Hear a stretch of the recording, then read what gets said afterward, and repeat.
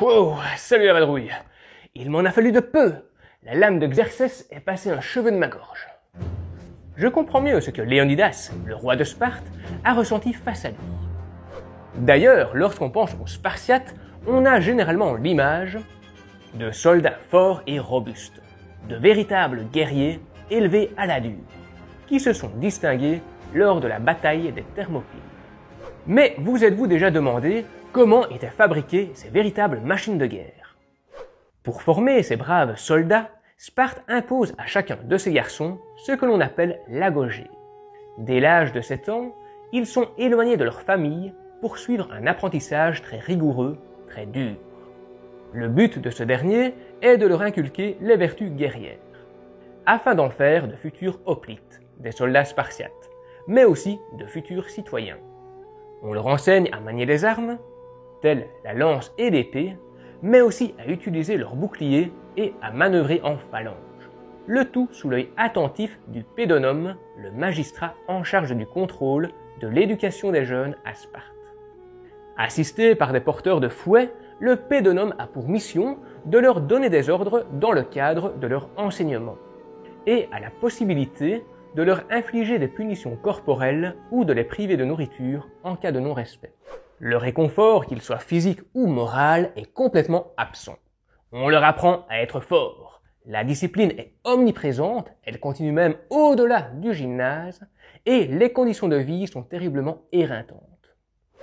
Ils sont forcés de suivre les entraînements pieds nus et ne disposent que d'un seul manteau pour toute l'année.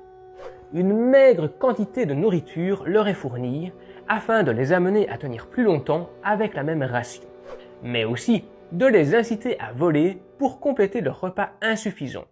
D'ailleurs, les jeunes garçons pris en train de voler sont sévèrement punis, à coups de fouet. Mais ce n'est pas parce qu'ils ont commis un crime qu'ils sont punis, mais bien parce qu'ils ont été pris la main dans le sac.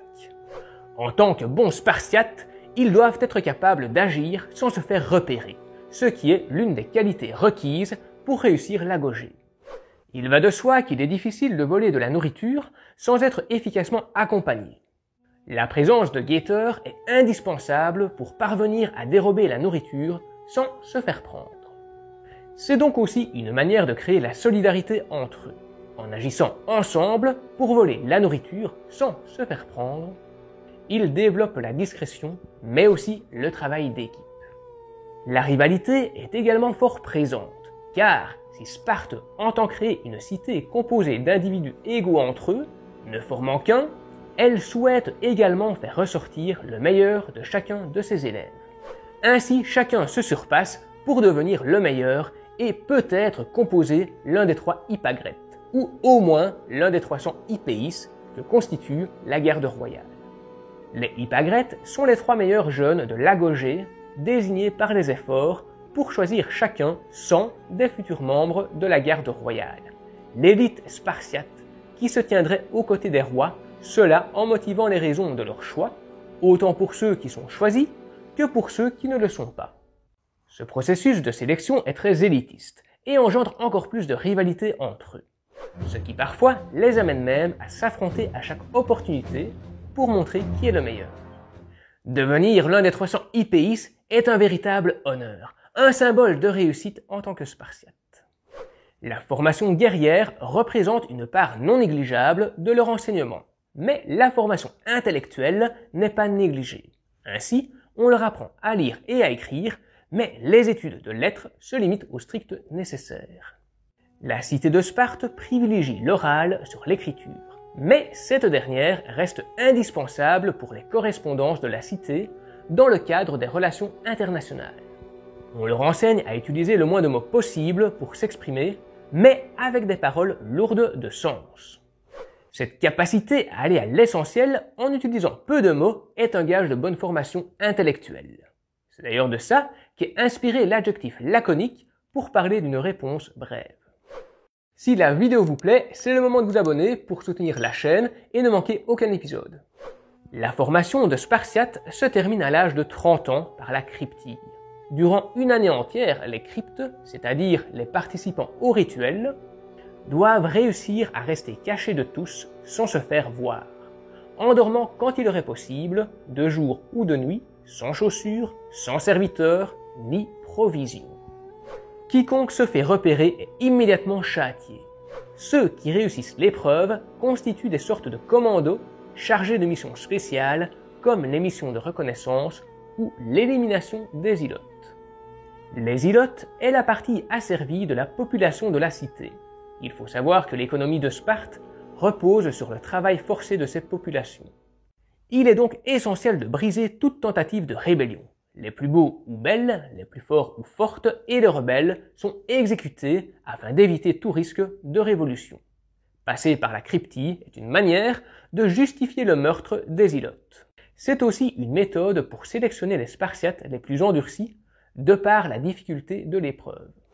L'agogée est indispensable à tout enfant pour devenir un citoyen de plein droit dans la cité de Sparte. Ainsi, le citoyen spartiate participe à la guerre et à la vie politique, contrairement aux non-citoyens à qui sont laissées les activités commerciales, artisanales et agricoles. L'enfant qui ne participe pas ou ne réussit pas l'agogée ne deviendra jamais un citoyen de plein droit. Mais qu'en est-il des inférieurs et des étrangers? Leur est-il possible de devenir des citoyens de Sparte? Eh bien oui, et cela depuis le milieu du 5e siècle. Il existe 3 catégories, les motones, les motakes et les trophimois. La baisse du nombre de Spartiates dans les rangs, à cause des morts, de la vieillesse, les amène à ouvrir l'agogée aux inférieurs et aux étrangers, pour renforcer leur corps de bataille. Mais cela ne garantit pas pour autant l'accès à la citoyenneté. Les motones sont des ilotes qui servent le fils du maître pendant son éducation, à savoir l'agogée. Ils sont élevés côte à côte et accompagnent le jeune Spartiate à la guerre et aux zisicilles, les repas communs. Mais pour acquérir le titre de citoyen, ils doivent d'abord participer au moton, une ancienne danse de marins qui rappelle les conditions inférieures des ilotes. Les motakes sont initialement libres, mais considérés comme des non-citoyens. Ce sont des fils de Spartiates qui ont perdu leur citoyenneté, soit par pauvreté, soit du fait d'une naissance semi-servile. Par exemple, lorsque le père est Spartiate et la mère est ilote. Il est important de mentionner que la citoyenneté est octroyée aux Spartiates sous plusieurs conditions. Être né de l'union de 2 parents citoyens de plein droit, avoir assuré ses versements et quote-part au repas collectif, les zisicilles, et avoir participé à l'agogée. Enfin, la dernière catégorie, les trophimois, sont des individus qui participent à l'agogée, mais qui ne bénéficient pas du statut de citoyen. Il s'agit bien souvent de personnes non libres, mais pas d'esclaves, d'étrangers, d'admirateurs ou de protégés de Sparte. C'était donc un moyen pour les inférieurs et les étrangers de devenir citoyens de Sparte et de bénéficier, lorsque c'était possible, des pleins droits. Pour Sparte, c'était aussi une manière de former des contingents militaires supplémentaires en cas de besoin. L'agogée est terminée, le Spartiate, alors âgé d'une trentaine d'années, peut commencer une nouvelle période de sa vie. Il ne subit plus d'épreuves d'endurance. Il devient intouchable. Plus personne ne peut le fouetter ni le frapper, car son corps appartient désormais à Sparte. Mais qu'en est-il de la place de la femme dans tout ça? Je vous en parle juste là. Allez, on s'y retrouve!